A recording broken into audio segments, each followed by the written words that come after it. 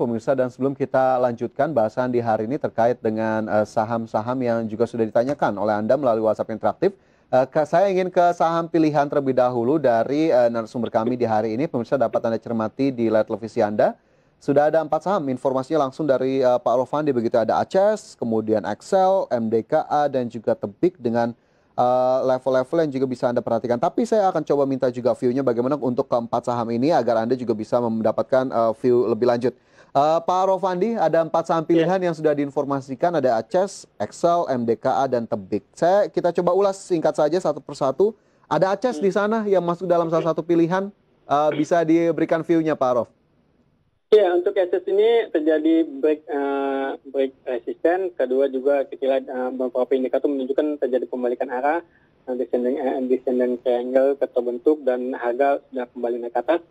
Ya, emang ada target di 1590, namun SS mungkin akan aman dia jika masuk di atas 1500. Emang supportnya 1460, jadi dekat sekali dengan closing hari ini. Jadi mungkin masih banyak bergerak dari support. Jadi akses masih ada potensi jika tembus ke di atas 1500 itu dia akan naik ke 1600 dalam satu minggu ini cepat. Oke, jadi rekomendasinya untuk ACES adalah? Baik jika tembus ke 1000 di atas 1500 untuk SS dan stop loss di 1460. Oke, baik, jika tembus tadi di level 1500-an untuk ACES, support dan resisten tadi juga sudah diberikan. Sementara ada sektor telekomunikasi di sana, ada Excel yang juga masuk di hari ini. Pak Rof, apa yang bisa kita lihat dari Excel? Ya, Excel memang sih dalam seminggu terakhir ini naiknya lumayan tinggi dan volumenya masih terjaga, kita lihat tertahan di 2360. Jadi sehingga saya lihat ada support di area 2200, dekat memang sama seperti SS, dia saat ini masih dekat di area support, namun ada potensi dia akan rebound. Mungkin dalam 1-2 hari ini akan tertahan koreksi, tapi saya rasa sampai Jumat dia masih ada potensi dia akan naik ke 2600 untuk tes resisten di 2600 tersebut di minggu terakhir. Oke, 2600-an begitu ya, ini menjadi target terdekat untuk Excel Axiata, pemirsa, jika Anda memperhatikan saham satu ini. Kemudian ada MDKA, mewakili sektor komoditas. Nah, ini juga cukup menarik, MDKA, Pak Rof. Kenapa kemudian bisa masuk salah satu pilihan? Ya, MDKA bisa terkait dengan gold ya, dengan emas ya. Emas ini kemarin sempat naik ke 1900. Potai ounce-nya ada target ke 2000.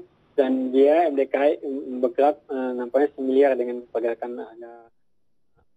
Kalau lihat dari chartnya dalam 3 hari terakhir ini sudah naik dan beberapa indikator menunjukkan terjadi closing juga, MA-nya juga terlihat ada potensi untuk MDKA naik menuju target di 2900 dalam satu minggu ini.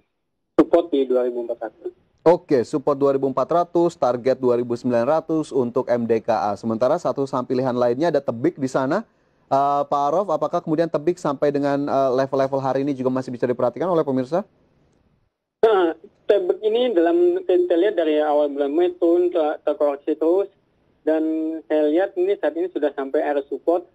Ini Tebik lebih ke spekulatif buy ya, artinya kalau seandainya dia break resisten baru masuk, karena kan Tebik ini dia yang jadi saya perhitungkan adalah volumenya yang mulai menipis. Jadi ketika harga makin terdiskon tapi volume mulai menipis, artinya saya lihat tekanan jualnya sudah mulai berkurang. Jadi Tebik jika bertahan di area 2250 dia masih bisa aman, targetnya ke 2700. Namun kalau untuk aman bisa masuk di atas 2500. Oke, 2250, kemudian target 2700 untuk Tebik. Itu tadi 4 saham langsung dari Pak Rofandi. Pemirsa, mewakili Pak Rofandi juga tetap disclaimer on, keputusan investasi dan juga risiko kami kembalikan kepada masing-masing dari Anda, investor atau trader di pasar modal Indonesia. Pak Rofandi, dari saham pilihan saya ingin beralih ke emiten update kami. Di hari ini ada Unilever Indonesia yang sudah memutuskan untuk membagi dividen di tahun buku 2020, dan jika kita lihat nilai dari dividennya sendiri, kemudian harga sahamnya juga kita lihat sampai dengan hari ini, apakah kemudian membuat Unilever bisa menjadi salah satu pilihan atau justru sepertinya belum untuk saat ini? Iya, sepertinya belum. Oke. Karena kan dia saat ini memang saya sempat dalam 2 minggu terakhir ini naik, ini mengantisipasi untuk dapat dividen ya. Namun melihat dari downtrendnya ini masih jauh untuk dia kembali lagi. Jadi saya belum belum merekomendasikan ataupun memilih untuk saham Unilever ini untuk dibeli saat ini. Oke, tapi apabila penurunan ini masih berlanjut, Pak Rof, ini terlihat memang cukup berat sekali, terutama dari tahun 2020 lalu. Apakah masih ada level-level terendah yang bottomnya yang memang belum disentuh oleh Unilever sehingga sepertinya sampai dengan saat ini belum terlihat ada indikasi membaik? Sebenarnya sih saat ini di 5470 kemarin ini sudah berribun ya, 5470 ini. Tapi sebenarnya yang bottom lebih jauh lagi di 5280 ini yang dikhawatirkan. 5280 ini memang tipis kelihatannya. Jadi ini kalau pakai chart daily baru terlihat sebenarnya ada bottom di bawahnya di 5280. Nah ini kalau seandainya tembus, udah Unilever ini sebaiknya udah take profit atau saya mungkin saya rasa udah cut loss karena kan sudah tidak ada yang punya saham di bawah harga 5280 lagi, kecuali dia masuknya di tahun 2000 berapa nih, di 2014 terakhir terjadi saham Unilever ini di 5240. Oke, jadi sepertinya memang sudah mulai bisa dilakukan strategi pengurangan portofolio jika memang sudah tidak sesuai lagi dengan kalkulasi ya Pak Rof ya dari Unilever Indonesia yang hari ini kembali ditutup di zona merah melemah 0,86% ke level 5.775. Jadi sekali lagi Pak Rof belum masuk rekomendasi ya?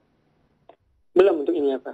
Oke, baik, Unilever Indonesia masih belum masuk rekomendasi. Pemirsa, di hari ini seiring dengan tadi view-nya terkait dengan pergerakan harga sahamnya sejauh ini. Satu emiten di sektor consumer juga yang sudah memutuskan untuk membagi dividen, dan apakah ini cukup senada juga? Saya masih penasaran, Pak Rof. Ada HM Sampurna.